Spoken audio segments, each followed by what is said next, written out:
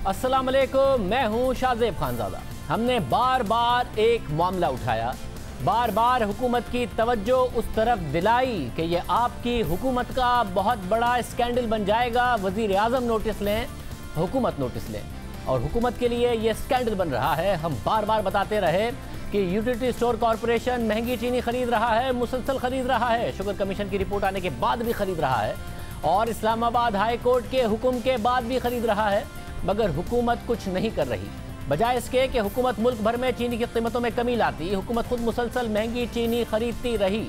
जब हुकूमत खुद 78 रुपये 33 पैसे की चीनी खरीदेगी तो मुल्क भर में चीनी की कीमत कैसे 63 रुपये 13 पैसे होगी, जैसा कि शुगर कमीशन ने कहा था। हम मुसलसल ये सवाल उठाते रहे कि यूटिलिटी स्टोर ने माजी के मुकाबले में ज़्यादा चीनी खरीदी है, महंगी खरीदी है, फिर महंगी चीनी खरीद कर सस्ती फरोख्त की है। अरबों रुपए की सब्सिडी जो दी गई वज़ीर आज़म की तरफ से आवाम के लिए, वो शुगर मिल मालिकान की जेब में चली गई है। गुज़िश्ता रोज़ हमने आपको बताया कि शुगर कमीशन की रिपोर्ट आने के बावजूद भी यूटिलिटी स्टोर ने 24 जून को 78 रुपये 33 पैसे में चीनी खरीदने के परचेज ऑर्डर जारी कर दिए, और अब 10 रुपये फ़ी किलो की सब्सिडी देकर सस्ती चीनी फरोख्त की जा रही है। हालांकि सस्ती चीनी खरीदी जा सकती थी। आज ये मामला अपोजिशन ने भी उठा दिया। साबिक वज़ीर आज़म नून लीग के रहनुमा शाहिद खाकान अब्बासी ने मीडिया से बात करते हुए कहा कि यूटिलिटी स्टोर्स ने 8,300 रुपये फी टन महंगी चीनी खरीदी। अगर 60,000 टन चीनी खरीदी गई तो इसका मतलब है कि 50 करोड़ रुपए का डाका डाला गया। साथ ही उन्होंने दावा किया कि वज़ीर आज़म ने यूटिलिटी स्टोर में अपने दोस्त लगाए हुए हैं।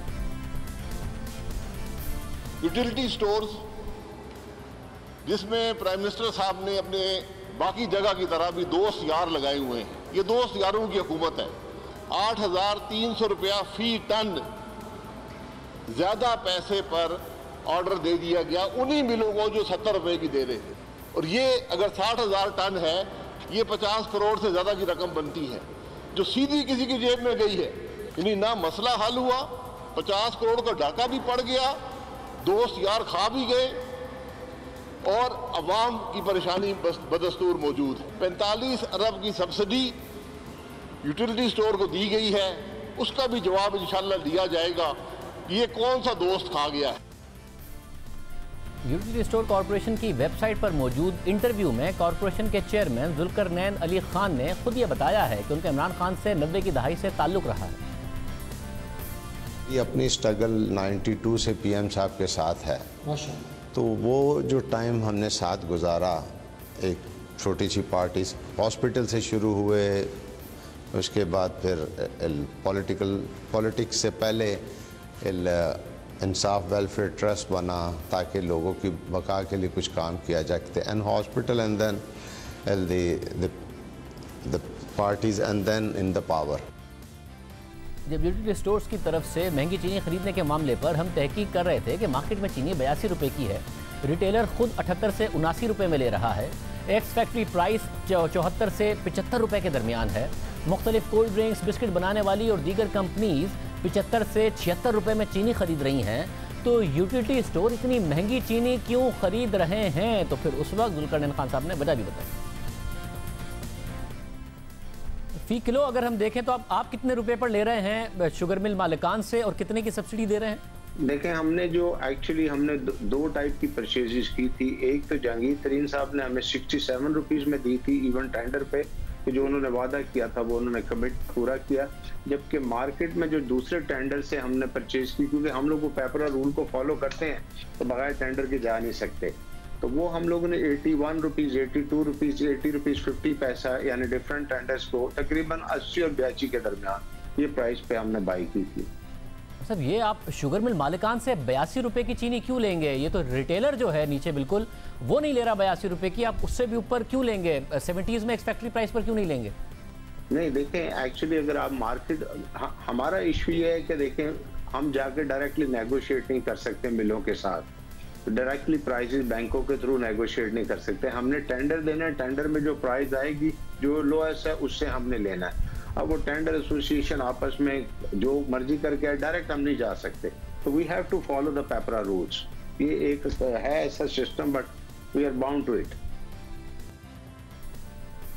उसके बाद भी इस मामले पर मुसलसल बहुत सारे शोज करते रहे, आपके सामने मामलात रखते रहे। अब मामला यह है कि 12 जून को यूटिलिटी स्टोर कॉर्पोरेशन ने शुगर मिल एसोसिएशन को खत लिखा और कहा कि 63 रुपये में चीनी फराहम की जाए, मगर 14 जून को शुगर मिल एसोसिएशन ने जवाब दिया और कहा कि वो 70 रुपये फी किलो चीनी दे सकते हैं, मगर 25 जून तक दे सकते हैं, उसके बाद नहीं।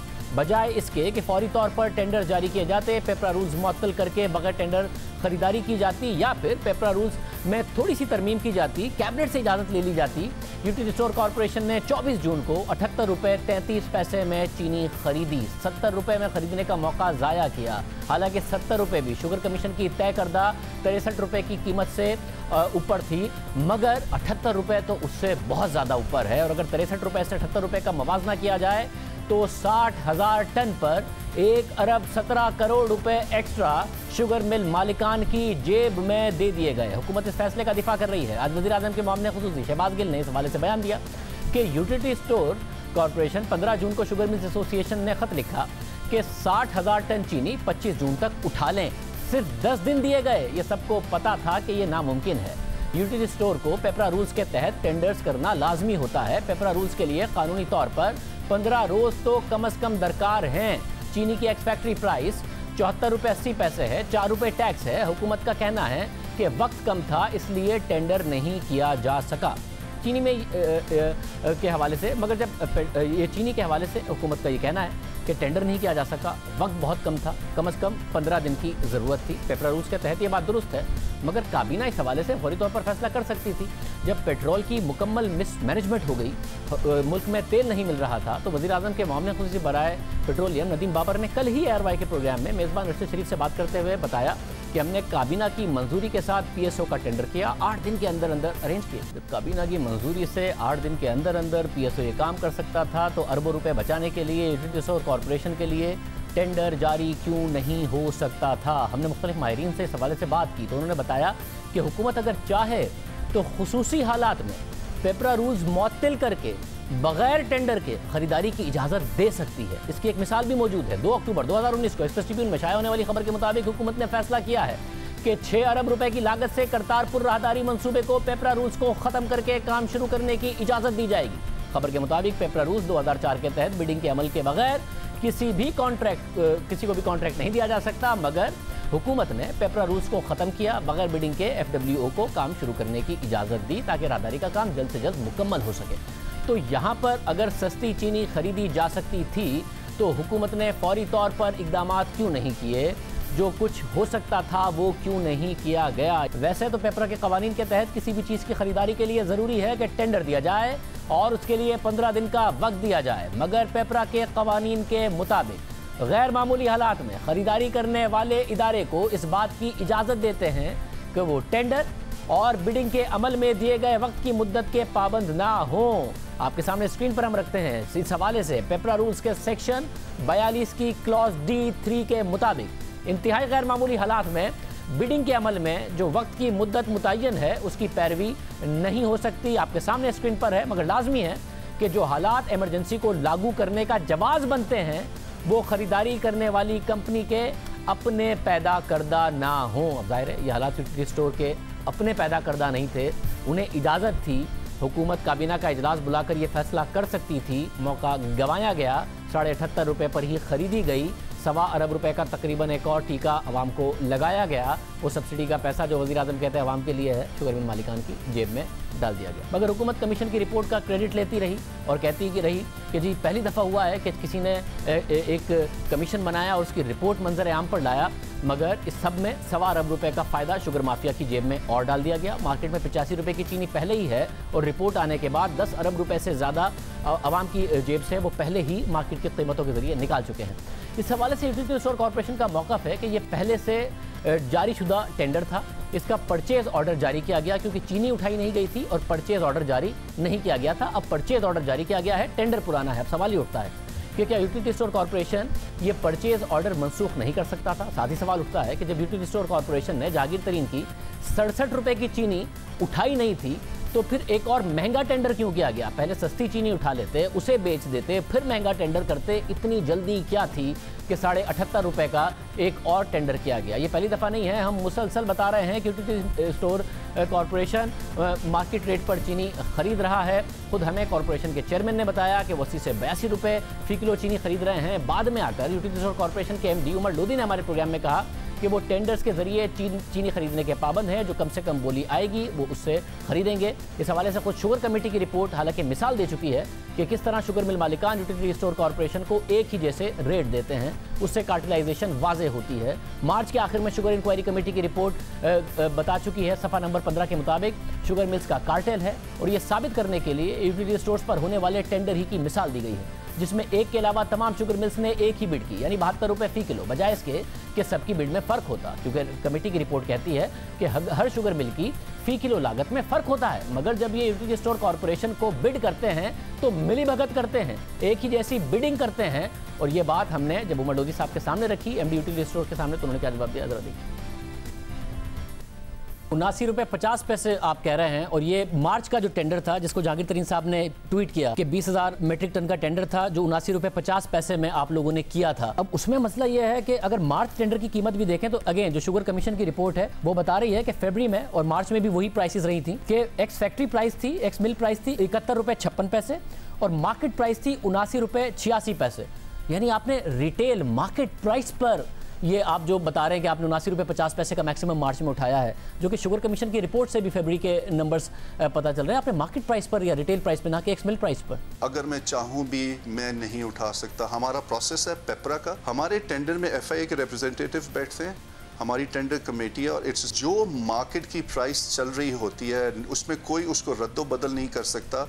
7 लोग उसमें बैठते हैं, उसको देखते हैं, FIA के रिप्रेजेंटेटिव भी होते हैं। जो मार्केट की प्राइस हमें बेस्ट पॉसिबल मिलती है उससे हम लेके और हम मार्केट उसको, और ये जिस प्राइस की आप रेफरेंस कर रहे हैं, मेरे पास CPI उसका भी इंडेक्सिंग है, अगर कहते हैं तो मैं निकाल लेता हूँ। हमारी प्राइस डेफिनेटली परचेज प्राइस से कम होगी, और उस वक्त जो प्राइस वाज डेफिनेटली हायर, हमने रिटेल प्राइस पे वो स्टॉक्स नहीं ली। मगर आपने एक फैक्ट्री प्राइस पर नहीं लिए, रिटेल प्राइस उस जमाने में यही नजर आ रही थी। और मैं फिर कह रहा हूँ कि 23 मार्च को FIA की पहली रिपोर्ट आ गई, उसके बावजूद आपने और उसमें रिपोर्ट में लिखा हुआ था कि शुगर मिलर्स जब यूटिलिटी स्टोर्स को बेचते हैं तो आपस में कार्टेल बना के हायर बिड करते हैं, बकायदा तौर पर उसमें लिखा हुआ था। उसके बावजूद आपने अप्रैल में भी, आप खुद बता रहे हैं, 78,000 टन ली, और वो महंगे दामों ली, मार्केट रेट पर ही ली, ना कि एक्स फैक्ट्री प्राइस पर ली, एक्स फैक्ट्री प्राइस से ऊपर ही ली। इस पे तो ऑफ कोर्स जो इंक्वायरी रिपोर्ट है वो सबके सामने है, वो इंक्वायरी रिपोर्ट की फाइंडिंग्स है। मैं जहां तक कमेंट कर सकूंगा मैं कमेंट कर सकूंगा क्या हमने प्रोसेस फॉलो किया। और फिर उसके बाद 78 रुपये 33 पैसे फी किलो चीनी खरीद ली गई। हालांकि पेपरा रूल्स में इस बात की गुंजाइश मौजूद है कि अगर इमरजेंसी हालात हों तो फिर फौरी तौर पर 15 दिन की लिमिट फॉलो किए बगैर ये काम हो सकता है। पेपरा के साबिक डायरेक्टर एजाज खोकर हमारे साथ मौजूद हैं। बहुत शुक्रिया एजाज खोकर साहब। क्या इस बात की गुंजाइश है कि मामला खड़ा हो ऐसा कि शुगर मिल मालिकान कह रहे हैं 10 से 11 दिन का टाइम है, उसका अल्टरनेट ऑप्शन ये है कि आपको 78 रुपये 33 पैसे पर ही चीनी मिलेगी, तो खरीद ली जाती, ये मुमकिन था?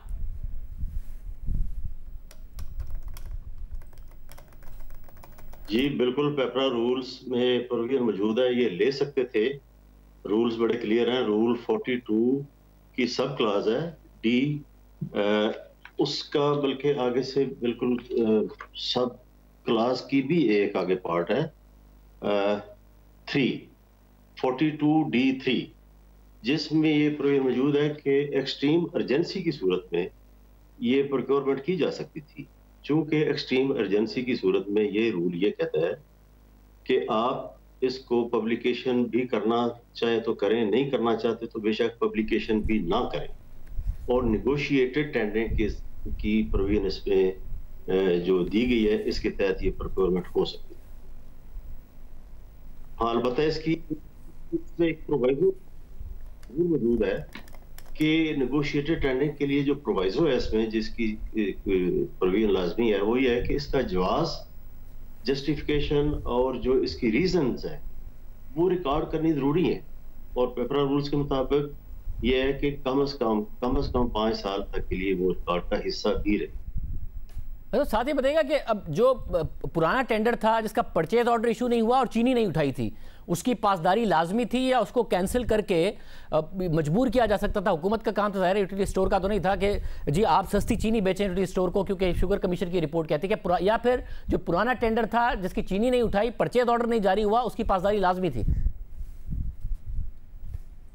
ये पाबंद बिल्कुल नहीं थे। जब तक कि आप वर्क ऑर्डर या सप्लाई ऑर्डर नहीं देते या कॉन्ट्रैक्ट बाकायदा साइन नहीं करते, उस वक्त तक कोई पाबंदी नहीं है, वो कैंसिल किया जा सकता है।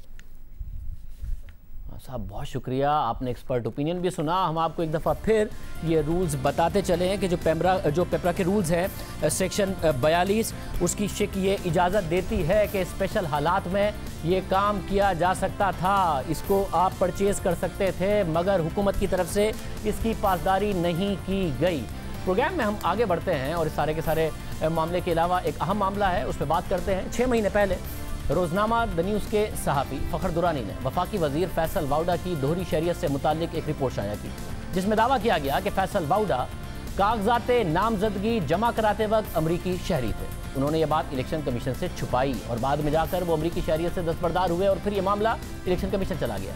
इसके अलावा भी फ़खर दुरानी ने फैसल वाउडा की बेनामी जायदादों और बैरून मुल्क असासों पर मुतादिद स्टोरीज की। गुज़िश्ता दिनों फ़खर दुरानी ने ट्विटर पर अपनी राय का इजहार किया कि इलेक्शन कमीशन इस मामले को दबाकर बैठ गया है। इस पर फैसल वाउडा ने रद्दअमल देते हुए सहाफ़ी फ़खर दुरानी के खिलाफ सख्त और नाज़ेबा ज़बान इस्तेमाल की।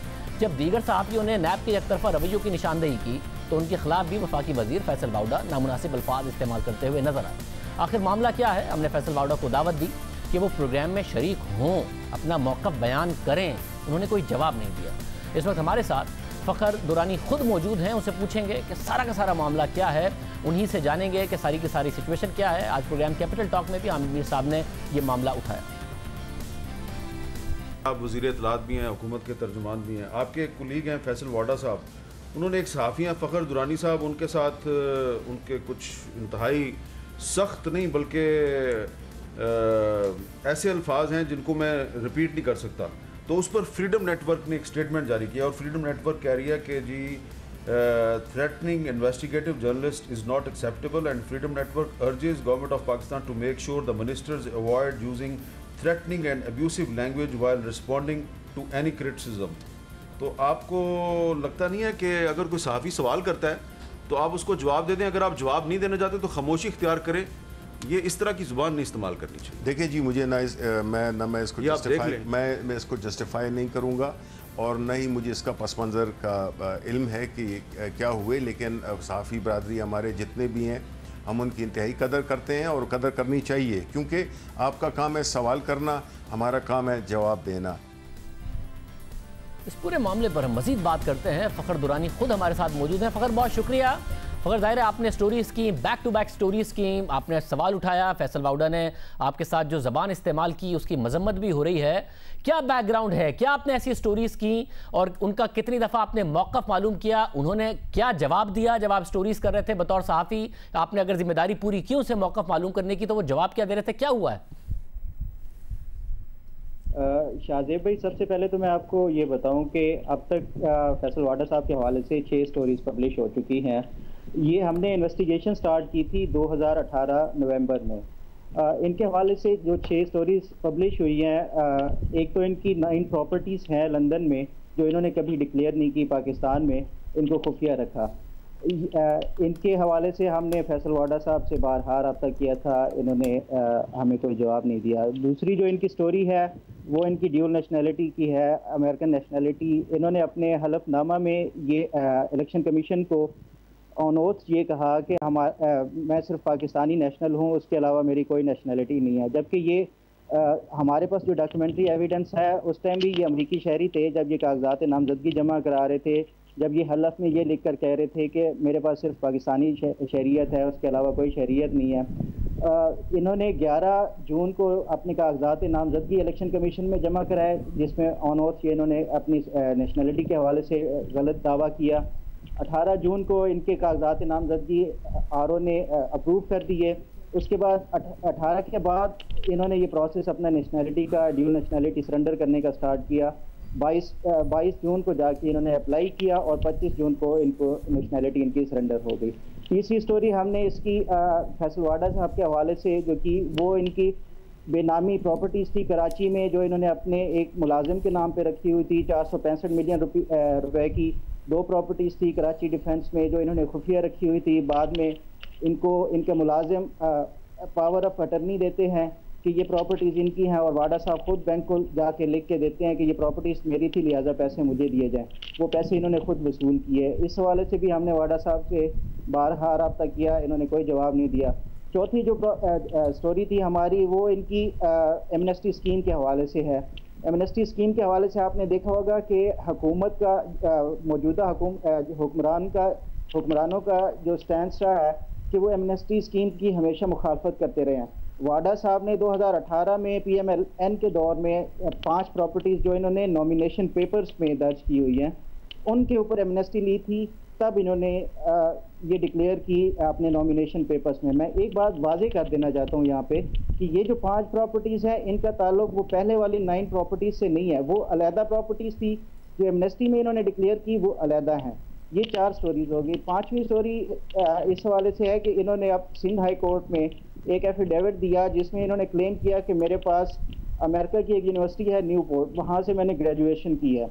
अब इनके अगर आप इलेक्शन कमीशन में नॉमिनेशन पेपर्स चेक करें, वहाँ पे ये अपनी जो क्वालिफिकेशन बता रहे हैं, वो ये कह रहे हैं कि मैंने BCom किया हुआ है। तो इनकी फिर हमने जब तहकीकात की कि वो जो यूनिवर्सिटी न्यूपोर्ट यूनिवर्सिटी है क्या वो ऑथेंटिक है, तो उस हवाले से भी हमें कुछ इसमें डुबियस सी वो यूनिवर्सिटी का लग रहा है। छठी स्टोरी इनके हवाले से इनकी साबका मुबैना एहलिया थी, उन्होंने फैमिली कोर्ट कराची में कुछ इनके ऊपर मुकदमा किया, जिसमें उन्होंने ये क्लेम किया कि फैसल वाडा के साथ मेरी कोई शादी नहीं हुई। इन्होंने जाली निकाहनामा दर्ज करके मेरे साथ ये शादी का गलत दावा किया है। हमने नवंबर 2018 से कंटिन्यूसली फैसल वाडा के साथ कांटेक्ट में थे। हर स्टोरी के हवाले से हमने बहुत ज़्यादा टाइम तक उनको कांटेक्ट करके उनका वर्जन लेने की कोशिश की, लेकिन बारहा कोशिशों के बावजूद भी उन्होंने कभी हमें सिर्फ 2-3 बार शुरू में इन्होंने मुझसे वादा किया कि मैं आपसे मिलूँगा, आपको डिटेल्ड सारी सवालों के जवाब दूंगा जो भी आपके स्टोरीज हैं। लेकिन उसके बाद जब मैंने क्वेश्चनियर इनको लिख के भेजे, उसके बाद ये इन्होंने मुझे किसी भी बात का जवाब नहीं दिया। सर, मगर ये मामला इलेक्शन कमीशन में गया। अब ज़ाहिर इस्लामाबाद हाई कोर्ट में कल समाअत की खबर है। इलेक्शन कमीशन से हमने उनके जो तर्जुमान हैं उन्हें कहा कि आप प्रोग्राम में आकर इस इशू पर बात कर लें, तो उन्होंने कहा उनकी तबीयत ख़राब है, वर्जन भी कोई नहीं इलेक्शन कमीशन की तरफ से आ रहा। तो वहाँ ये मामला कहाँ तक पहुँचा? क्या इसके अलावा क्या वज़ीर आज़म ने खुद ने इस बात का नोटिस लिया, क्योंकि वो कहते आए हैं कि अकाउंटेबिलिटी मुझसे और मेरी काबीना से शुरू होगी? जी शाहजेब, सबसे पहले मैं आपको बताऊं 20 जनवरी 2020 को जब ये स्टोरी पब्लिश हुई, उसके बाद कुछ वकला ने मुझसे रब्ता किया, इनके डॉक्यूमेंट्स जो भी रेलेवेंट थे वो मुझसे लिए और इस्लामाबाद हाई कोर्ट में पिटीशन दायर की, इनकी ड्यूल नेशनलिटी को चैलेंज किया। उसके साथ साथ ही इलेक्शन कमीशन ऑफ पाकिस्तान में भी 4-5 मुख्तलिफ लोगों ने इनकी ड्यूल नेशनलिटी को चैलेंज किया। दोनों जगहों पर साइमल्टेनियसली केस चल रहा था। इलेक्शन कमीशन में इनिशियल 4-5 जो हेयरिंग्स हुई हैं, उसमें फैसल वाडा की जो लीगल टीम है वो शुरू में इस हवाले से टॉल मटोल का वो लेती रही है, काम लेती रही है। और जो इलेक्शन कमीशन के सामने प्ली थी कि हमारे पास सारे डॉक्यूमेंट्स नहीं मिले, अभी तक हमें पिटीशंस की कॉपी नहीं मिली। मतलब वो इस मामले को लटकाने के लिए जितने भी बहाने हो सकते थे उन्होंने वो किए। आखिर पे 4थी या 5वीं हेयरिंग पे जो पिटिशनर्स थे उन्होंने फिर इलेक्शन कमीशन से रिक्वेस्ट की कि सर आप हेयरिंग के दौरान अभी इधर ही इनसे डॉक्यूमेंट सारे रिसीव करा लें, ताकि इनके पास फिर कोई ऐसा बहाना ना हो कि अपना ये रिप्लाई सबमिट ना कर सकें। ये उनको इनकी लीगल टीम को वहीं पे इलेक्शन कमीशन में ही सारे डॉक्यूमेंट्स दे दिए गए, रेलेवेंट जितने भी थे, पिटिशंस की कॉपीज़ भी दे दी गई। इलेक्शन कमीशन ने इनको 15 दिन का टाइम दिया कि आप इस 15 दिन के अंदर अब अपना जवाब जमा कराएं। उसी दौरान ही फिर कोरोना की वजह से इलेक्शन कमीशन ने भी इनकी समाअत पोस्टपोन कर दी और 29 जनवरी को जब इस्लामाबाद हाई कोर्ट में ये केस इनकी ड्यूल नेशनलिटी के हवाले से लगा, उसके बाद कोई समाअत नहीं हुई। 5 से 6 महीने हो गए, कोई इस्लामाबाद हाई कोर्ट में ना इनके वकला ने कोई जवाब जमा किया और ना ही कोई समाअत हुई। अभी कल पिटिशनर्स ने उस पर इस्लामाबाद हाई कोर्ट में अर्ली हेयरिंग के लिए जो दरख्वास्त दी थी, अब उस पर कल हेयरिंग है। अब देखना पड़ेगा कि उस पर इस्लामाबाद हाई कोर्ट आगे क्या फैसला करता है।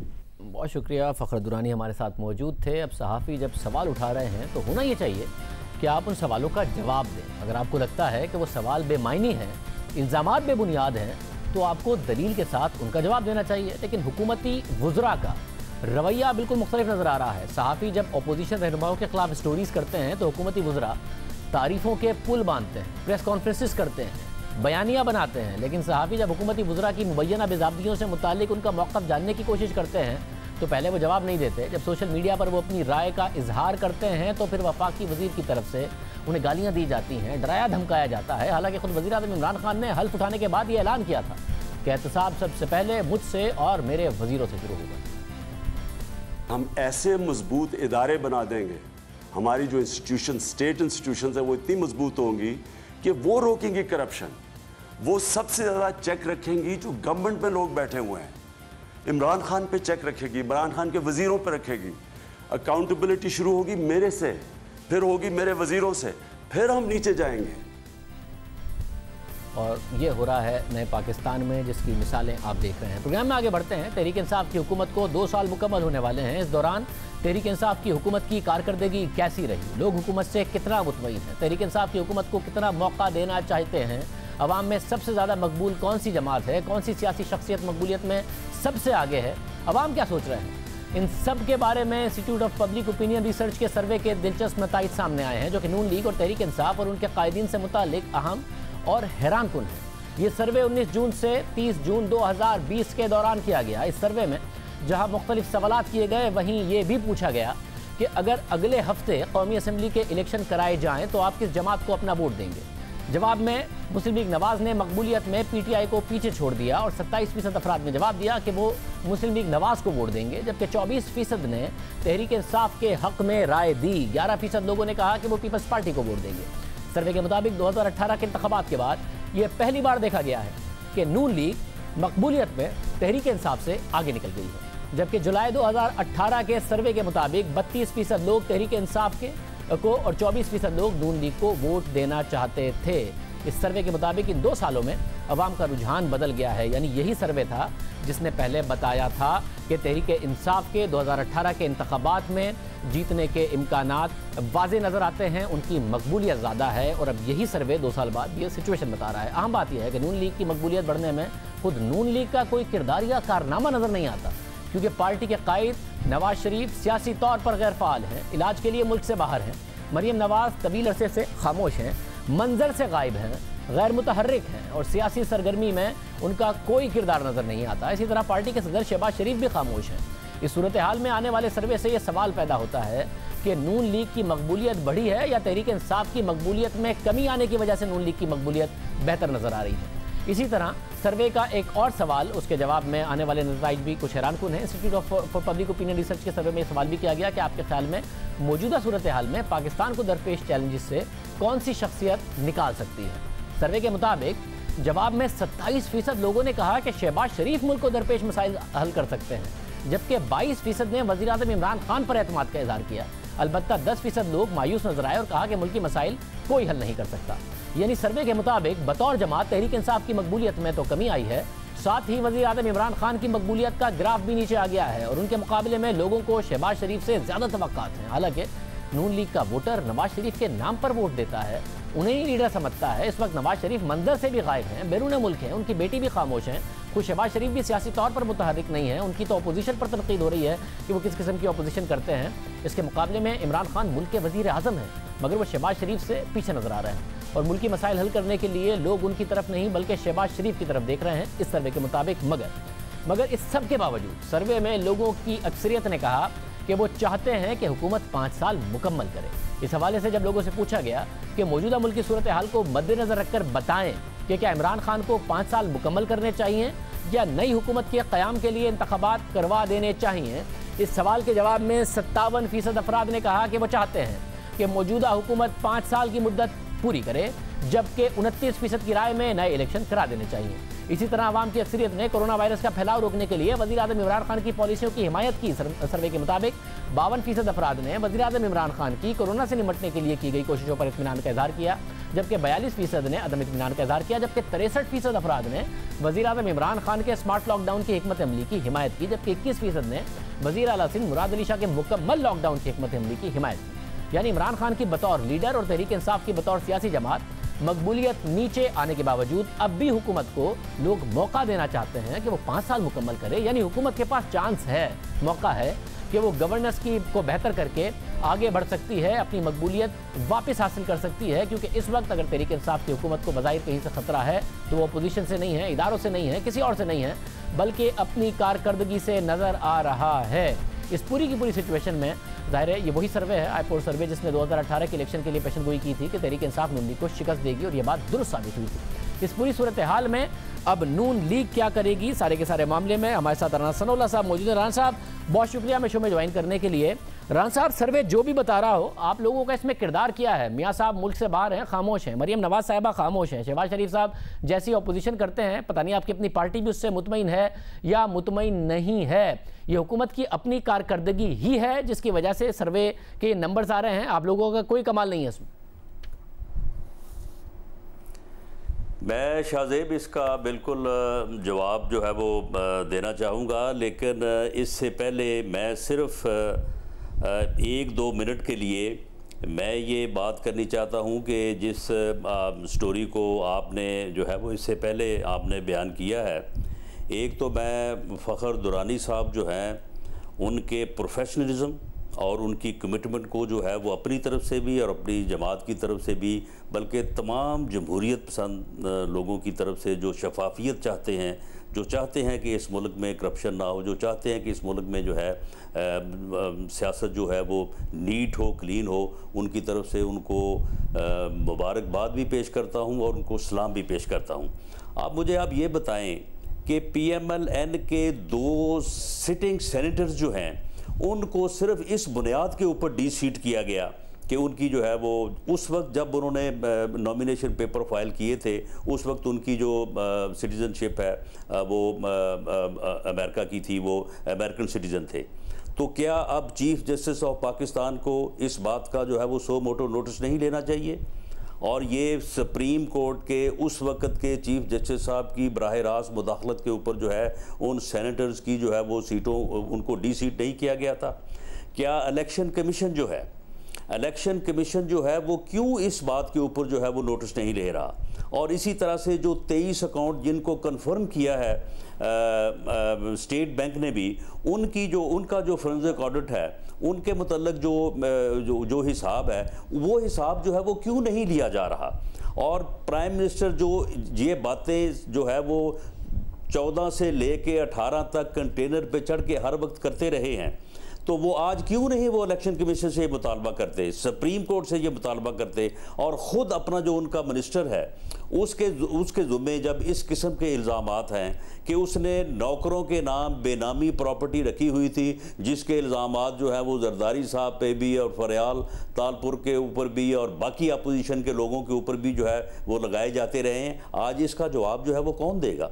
और इसी तरह से जो उनकी जो बाहर प्रॉपर्टी है, ये जो एसेट रिकवरी यूनिट है, एसेट रिकवरी यूनिट जो है ये क्या कर रहा है? ये सिर्फ अपोजिशन के लोगों के जो है वो फाइलें लेके बैठा है और वहाँ पे यानी हमें तो ये पूछा जा रहा है 20-20, 30-30 साल पुराने जो है वो बिजली और गैस के बिलों का हिसाब लिया जा रहा है और अपनी तरफ जो है ये सूरत हाल है कि इस कदर जो है वो उनके मिनिस्टर्स के मामला जो हैं वो सामने हैं और इसका जवाब जो है वो मीर शकील रहमान की कैद की सूरत में है।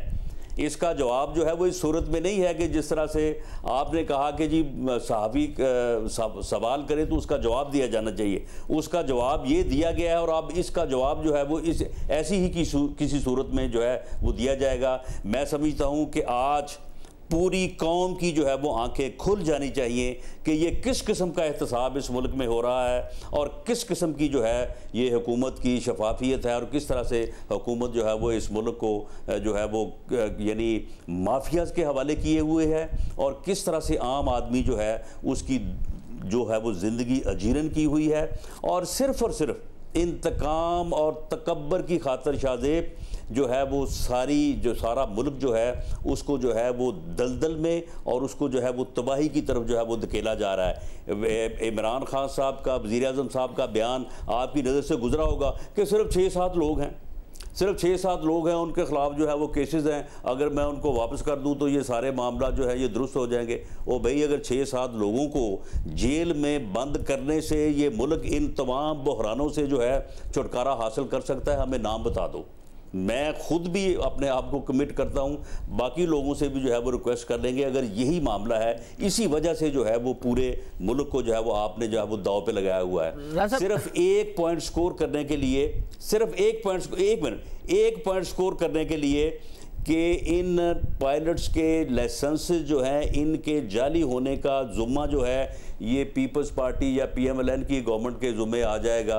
इन्होंने आप देख लें कि सिविल एविएशन इंडस्ट्री का भी तबाही कर दी है और PIA को इन्होंने जो है वो दफन कर दिया है PIA को। तो ये सूरत हाल है। राज साहब, जो सिस्टम की बुराइयां हैं वो अपनी जगह पर हैं, जो हुकूमत हैंडलिंग कर रही है उसके ऊपर ज़ाहिर है हम अपने प्रोग्राम से भी सवाल उठा रहे हैं, मगर इस वक्त मसला यह है जो किरदार आपका पार्लियामेंट में हो सकता है।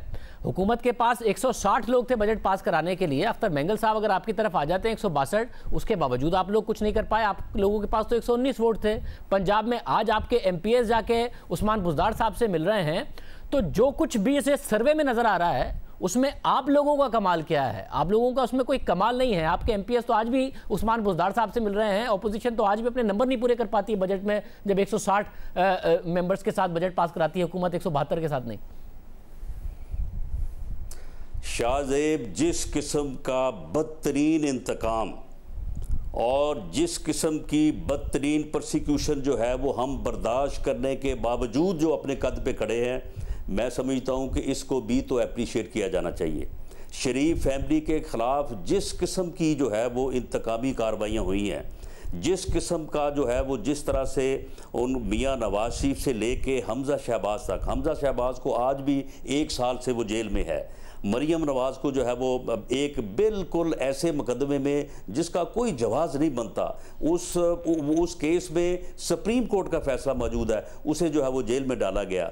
उनका अपना यूसुफ अब्बास को जिसका सियासत से कोई तल्लुक नहीं, उसे जेल में डाला गया। इस किस्म की इंतकामी कार्रवाइयों के बावजूद मेरे साथ जो हुआ वो आपके इल्म में है, बाकी लोगों के साथ जो हुआ वो आपके सामने है। और हर बंदे को, यानी मोहसिन रांझा हमारे MNA हैं सरगोदे से, उसे सिर्फ इस बात के ऊपर कि वो TV टॉक शोज में आता है, उसको भी जो है वो नोटिस भेज के जो है वो नैब ने बुला लिया है।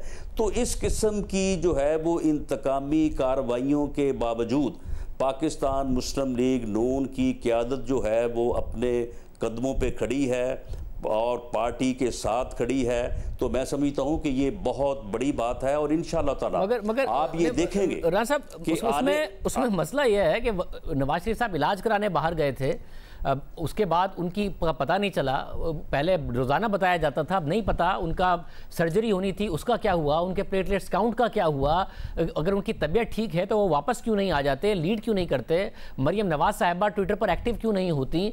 ये क्या कॉम्प्रोमाइज़ है आप लोगों का कि जी ठीक है हुकूमत जो भी है, हुकूमत अपनी कारकर्दगी की वजह से अगर पॉपुलैरिटी खो रही है, मियाँ साहब वहाँ पर आराम करें, मरियम नवाज साहिबा यहाँ पर खामोश रहें, शहबाज शरीफ साहब भी बस ऐसी अपोजिशन कर लें, ये कॉम्प्रोमाइज़ है आप लोगों का? नहीं, देखें, मियाँ शहबाज शरीफ साहब का जहाँ तक तल्लक है, अगर वो कोरोना में जो है वो पॉजिटिव ना होते तो बिल्कुल इस बजट सेशन के ऊपर जो है वो अपना भरपूर जो है वो किरदार अदा करते और अब भी वो जो है वो बिल्कुल फ्रंट से जो है वो पार्टी को जो है वो लीड करेंगे। हमज़ा शहबाज शरीफ साहब आपको मैंने बता दिया। जहाँ तक मरियम नवाज साहबा का तल्लक है, ये पार्टी फैसला करेगी, पार्टी फैसला करेगी कि उनको किस वक्त जो है वो पार्टी ने जो है वो मुतहर्रिक करना है। और इंशाअल्लाह ताला जिस दिन मरियम नवाज पार्टी के लिए बाहर निकलेगी, आप ये देखेंगे कि एक तो वो वक्त है कि जब मियाँ नवाज शरीफ साहब ने पार्टी को लीड किया। ये जब मैं जेल में था तो मरियम नवाज़ जो है वो मेरे घर गई थी।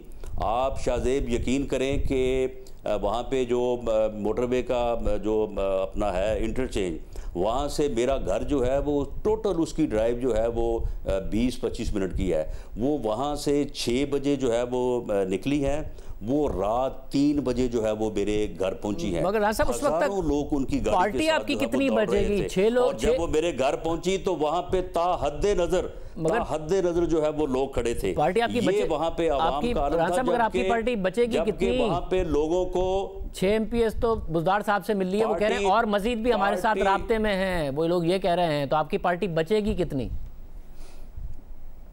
जहाँ तक इन MPs का तल्लक है तो शाहजेब, मैंने तो आज जो हमारे पार्लिमानी लीडर हैं पंजाब असम्बली में मियाँ हमजा शहबाज शरीफ, मैंने उनको मुबारकबाद दी है और उनकी बतौर पार्लिमानी लीडर के उनकी कारकर्दगी को जो है वो खराज तहसीन पेश किया है कि यही वो लोग हैं जो आज से 1 साल पहले भी, जिस दिन मुझे अरेस्ट किया उससे 1 दिन पहले जो है ये जो है वो उस दिन भी मिले थे और उस दिन गालबन ये 6-7 थे।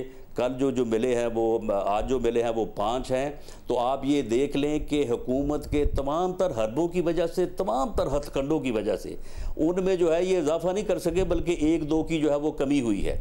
और इससे ये बात साबित है कि पंजाब में पाकिस्तान मुस्लिम लीग नून जो है वो की पार्लिमानी पार्टी जो है वो पूरी तरह से उसके ऊपर पार्लिमानी लीडर की ग्रिप भी है और पूरी मजबूती के साथ जो है वो पार्टी के साथ खड़े हैं। ये मैं आपको बता दूं कि जिस राना सनोर साहब बहुत शुक्रिया, साहब हमारे साथ मौजूद थे। एक तजिया पर मालूम करेंगे। सर्वे के नताइज बता रहे हैं कि PTI से ज़्यादा नून लीग मकबूल है, मगर ये सर्वे चाहता है कि तहरीक इंसाफ 5 साल पूरे करे। बात करेंगे एक ब्रेक के बाद।